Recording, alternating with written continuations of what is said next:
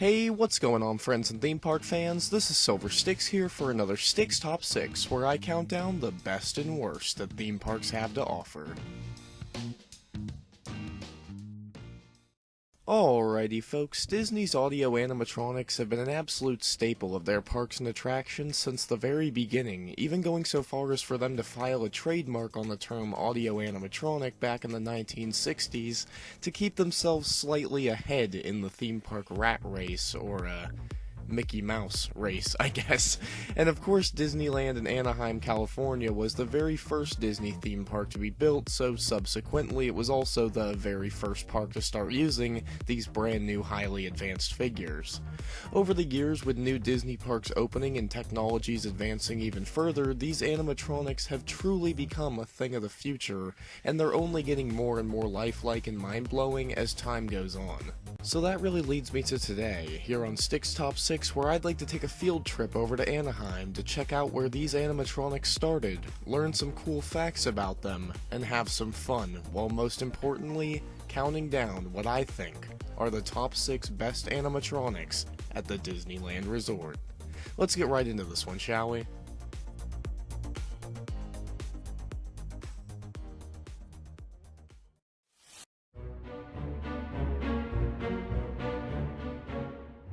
Alrighty folks, starting off our list today in New Orleans Square, where we'll be able to creep through the halls of the Haunted Mansion to eventually stumble upon the Hatbox Ghost.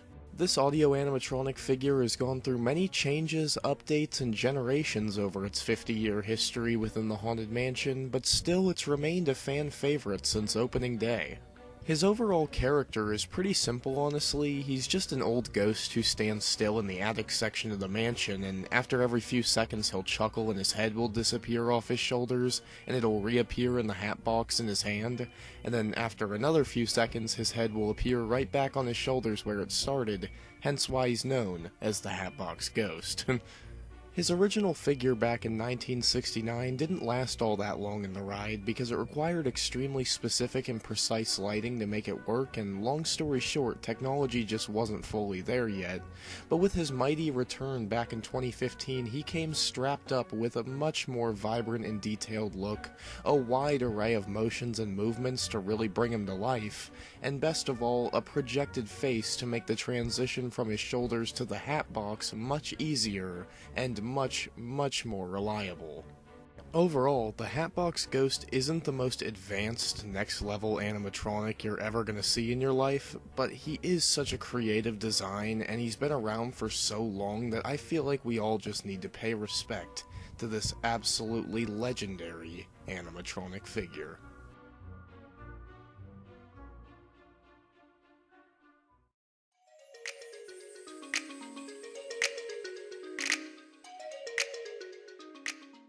Next up, we'll be moving on over to the Hollywoodland section of the park to take a look inside the queue for Guardians of the Galaxy Mission Breakout, where we can find an incredibly impressive audio animatronic version of everyone's favorite trash panda, Rocket Raccoon. This guy actually appears during the pre-show section of the ride, and he's really the highlight of the queue in my opinion. His movements are insanely lifelike and fluid, his voice lines are hilarious, and his presence in general really brings the Guardians of the Galaxy atmosphere to life in a fantastic way. Interestingly enough, because there's 2 different pre-show rooms you could go into for this ride, there's actually 2 different Rocket Raccoon figures existing at the same time parallel to one another. And even more interesting, if the animatronics malfunction, Disney puts a screen overhead that will play essentially a Plan B video that goes through all the same dialogue and whatnot, just on a screen and not on an animatronic figure. So really, no matter what, if you're riding Guardians of the Galaxy Mission Breakout, you're gonna get the chance to hang out with Rocket Raccoon in one way or another, and it really is just the perfect cherry on top of this already amazing attraction.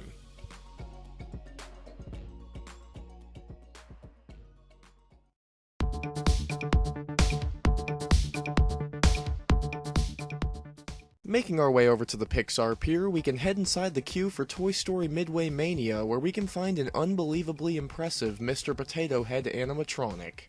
He joined the queue for Midway Mania a month after its opening in June of 2008 and is still one of the most lifelike and mind-blowing figures to be found in any attraction of all time. He was actually one of the very first audio animatronics to start moving his lips to form words and vowels more realistically, and he also has about 20 minutes of different recorded dialogue that cast members can pick and choose from while interacting with guests. This is the most dialogue of any animatronic ever, and some of it is just downright hilarious. You guys know my wife, Mrs. Potato Head? She's talking about getting plastic surgery. Says she wants a new nose. I told her I love her just the way she is. Besides, she's got 3 noses already. Catching all of Mr. Potato Head's bits while moving through the queue can be easier said than done, so you'll definitely find yourself wanting to come back and visit this ride again just for the chance to see him again and hopefully catch a new joke. Mr. Potato Head is a fantastic introduction to Midway Mania, and he's just a ton of fun to see on any visit to the park.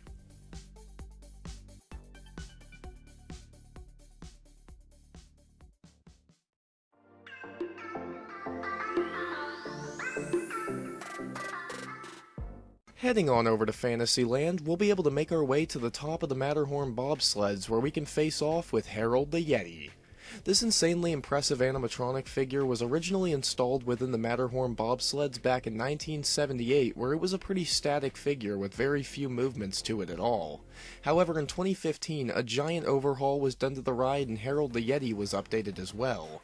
Big time, to what he is today, a terrifying, beyond expressive animatronic of epic proportions, with glowing red eyes to look even more intimidating.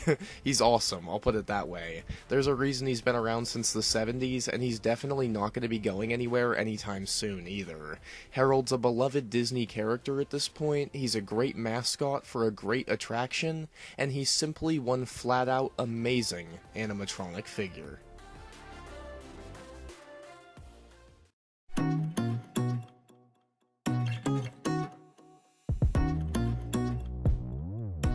Alrighty folks, for our number 2 spot today, we'll be driving on over to the highly immersive Cars Land at Disney California Adventure to take a ride on Radiator Springs Racers, where there's actually not just one, but rather 23 different Cars animatronics throughout the ride that all deserve at least an honorable mention. They all use projected eyes, bringing their expressiveness to a whole new level, and while some of the animatronics like Lightning McQueen and Sally use projected mouths, other characters like Mater and Doc Hudson actually have fully articulated mouths that help boost their realism even more. The movements on these figures are unbelievably fluid, the voice actors reprising their roles as these awesome characters as well. Awesome. And the sheer amount of animatronics within this ride will just blow your mind, take my word for it. Radiator Springs Racers is a fantastic ride, and these animatronics are truly the best part. Hands down.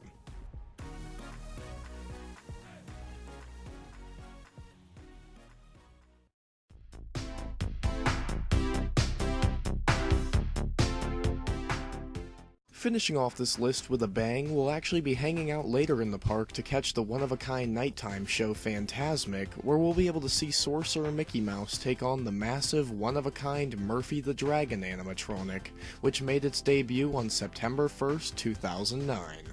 This incredible audio animatronic figure stands 45 feet tall and weighs just around 18,000 pounds, and its signature move is that it can actually breathe a 35-foot stream of fire into the rivers of America, lighting the water on fire. It's pretty out of this world, and for an animatronic figure of Murphy's size and weight, its movements are insanely lifelike and fluid. The video really doesn't do it justice. Seeing this figure in person is absolutely mind-blowing, and having it be part of one of the best nighttime shows Disney has to offer really gives you the chance to end your day at Disneyland in one of the most magical ways you could ever possibly imagine. Alrighty folks, so that's gonna about wrap up my Stix Top 6 Best Animatronics at the Disneyland Resort. I really hope you guys enjoyed. If you did, please consider leaving a like, comment, subscribe, and share the video around. It'd mean a lot and help out a ton. Also, leave in the comments what your favorite and least favorite animatronics are throughout the Disneyland Resort so we can start a conversation down there. But anyway gang, with all that out of the way, this is Silver Stix signing out. I hope you have a great rest of your day, theme park fans. Peace.